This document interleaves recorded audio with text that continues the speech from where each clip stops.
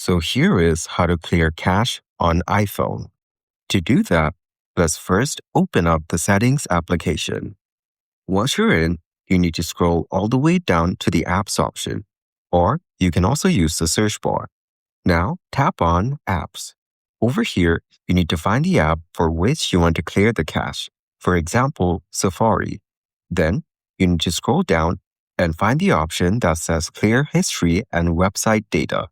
So over here, you need to select the time frame for which you want to clear. Then select Clear History on the bottom. Now, if we scroll all the way down, we can select Advanced. Over here, select Website Data. After that, scroll all the way down and tap on Remove All Website Data. Then tap on Remove Now in order to clear the cache for this app. Keep in mind that this action might also remove other data from this app. And that's it. That is how to clear cache on iPhone.